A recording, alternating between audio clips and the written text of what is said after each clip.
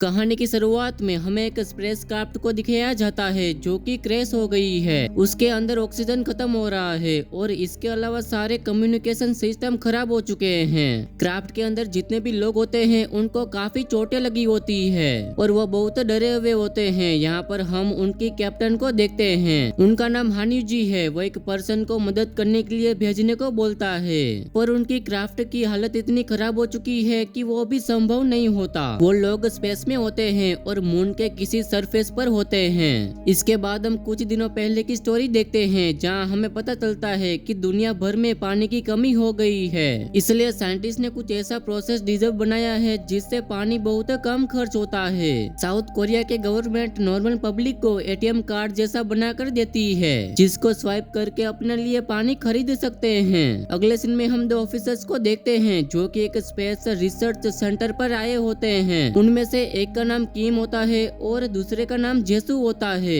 वो दोनों डॉक्टर सोन से मिलने के लिए आते हैं। डॉक्टर सोन पहले बायोलॉजिस्ट करती थी लेकिन बाद में वो इथोलॉजिस्ट बन गई है। किम और जेसु देखते हैं कि डॉक्टर सोन टाइगर को इंजेक्शन दे रही है जिसे देख उन दोनों के होश उड़ जाते हैं। थोड़ी देर बाद दोनों डॉक्टर के केबिन में जाते हैं। डॉक्टर उनसे पूछती है कि कैसे आना हुआ। वो बोलता है कि हाल ही में डॉक्टर सोन एस्ट्रोबायोलॉजिकल के पेपर काफी फेमस हुए हैं, इसलिए उसका ऑर्गेनाइजेशन एक फ्रेश मिशन के लिए डॉक्टर सोन को हायर करना चाहती है। पहले तो डॉक्टर सोन मना कर देती है लेकिन किम बोलता है कि मून पर लैंड करना है और बैलेंस स्टेशन पर जाना है। तब सोन मान जाती है। किम और उसके साथी के जाने के बाद डॉक्टर सोन अपने लैब के पीछे के साइड आती है और वहाँ पर एक पतली सी गली होती है। डॉक्टर सोन एक पतीले में थोड़ा सा पानी डालती है और उस गली से एक दौड़ता हुआ कुत्ता आता है और पानी पीने लगता है। और पानी की इतनी बड़ी प्रॉब्लम होते हुए भी वो डॉग को पानी पिला रही होती है। अगले सीन में हम देखते हैं जहाँ डॉक्टर सोन स्पेस रिसर्च सेंटर पर पहुंच जाती है। वहाँ पर एक स्मारक होता है। ये उन लोगों की निशानी होती है जो कि 5 साल पहले वहाँ ले गए थे और कभी लौट के नहीं आए। यहाँ डॉक्टर सोन हंस से मिलते हैं। यहाँ हमें 3 और आदमियों को देखते हैं। इसके बाद डॉक्टर सोन एक और डॉक्टर से मिलती है जिसका नाम डॉक्टर होम होता है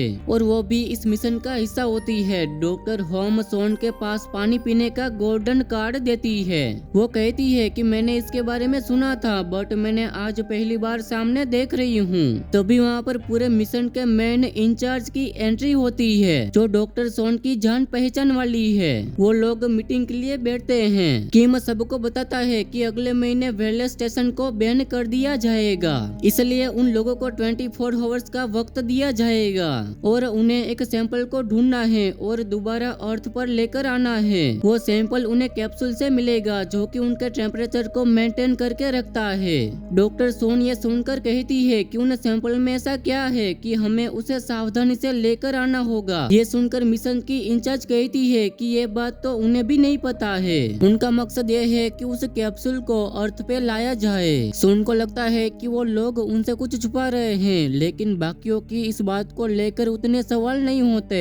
यहाँ से सीन शिफ्ट होता है और हमें फ्लैशबैक में दिखाया जाता है। हम देखते हैं कि 5 साल पहले डॉक्टर सोन को उस मिशन की इंचार्ज गोल्डन कार्ड दे रही है। वो कहती है कि इसके होते हुए कभी भी पानी की कमी नहीं होगी। डॉक्टर सोन जितना चाहे उतना पानी इस्तेमाल कर सकती है। ये कार्ड्स स्पेशल लोगों को दिए जाते हैं जो गवर्नमेंट के तौर पर उन्हें दी जाती है।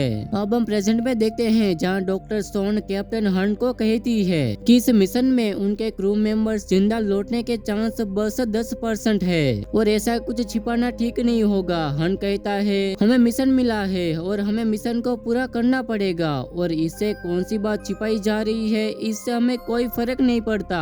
इतना बता के हन वहाँ से चला जाता है। अगले दिन में हम देखते हैं कि स्पेस क्राफ्ट में सारे लोग जाने के लिए तैयार होते हैं। वो सभी अपना सामान अच्छे से रख के अपनी सीट पर बैठ जाते हैं। यहाँ पर हमें मिस्टर हन के बारे में पता चलता है जो उनके साथ मिशन के लिए जा रहे हैं। ये वही इंसान है जो 5 साल पहले मिशन पर गए थे।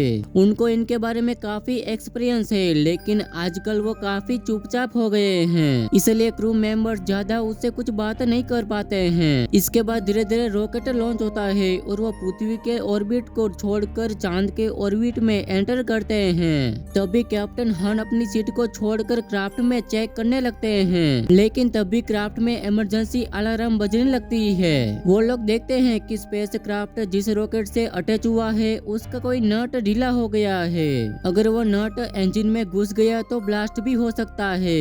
ये सुनकर सारे लोग बहुत घबरा जाते हैं। हन कहता है कि जल्दी से क्राफ्ट को अलग कर दो और इंजन को चालू कर दो। वो लोग ऐसा ही करते हैं, लेकिन क्राफ्ट को अलग करने के बाद भी उनका क्राफ्ट का इंजन स्टार्ट नहीं होता।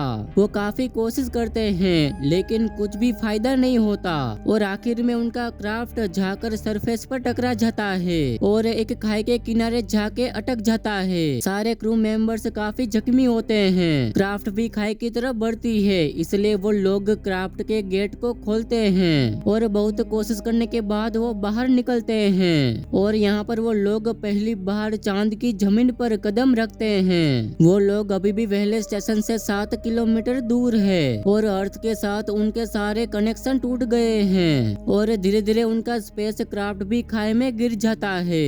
कैप्टन हन डिसाइड करता है कि वो लोग चलकर वेहले स्टेशन पर जाएंगे और यही एक तरीका बचा हुआ है। वहाँ जाकर वो लोग ऑक्सीजन टैंक से फुल कर पाएंगे और वो लोग हेडक्वार्टर्स के साथ कांटेक्ट बना पाएंगे। धीरे धीरे सभी आगे बढ़ते हैं। वो लोग वेहले स्टेशन के करीब पहुँच जाते हैं पर तभी मिस्टर हॉर्न को बहुत तकलीफ होने लगती है। असल में केस की वजह से उसके लक्ष्य काफी डैमेज हो गए थे और आखिरकार वहाँ पर उनकी मौत हो जाती है। मरने से पहले वो अपने आखिरी शब्द कहते जाते हैं। वो कहते हैं कि पानी नहीं, इसका मतलब हमें आगे पता चलेगा।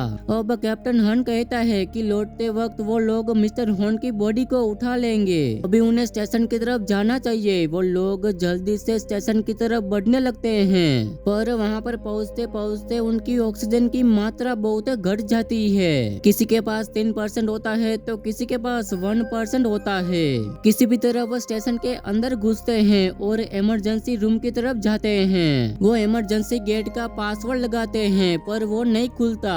सारे लोग बहुत टेंशन में आ जाते हैं क्योंकि उनका ऑक्सीजन लेवल 0% हो गया है और आखिरकार इमरजेंसी गेट ओपन हो ही जाता है और वो लोग अंदर चले जाते हैं। अगले सीन में हम देखते हैं कि डॉक्टर सोन किसी कंप्यूटर में से कुछ डाटा निकाल रही है, लेकिन तब भी वहाँ उसे एक मैसेज रिसीव होता है जिसमें लिखा हुआ होता है सेफ लूना। इसके बाद सोन एक बॉक्स खोलती है जिसमें से वो एक तस्वीर निकालती है जिसमें उसकी सिस्टर जियान की फोटो बनी हुई होती है।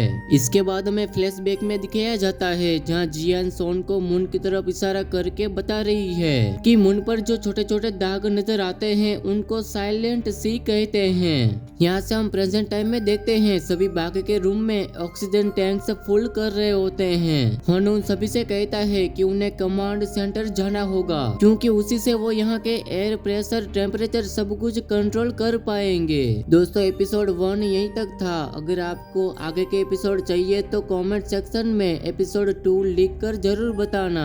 दोस्तों एपिसोड 1 पसंद आया हो तो वीडियो को लाइक कर देना।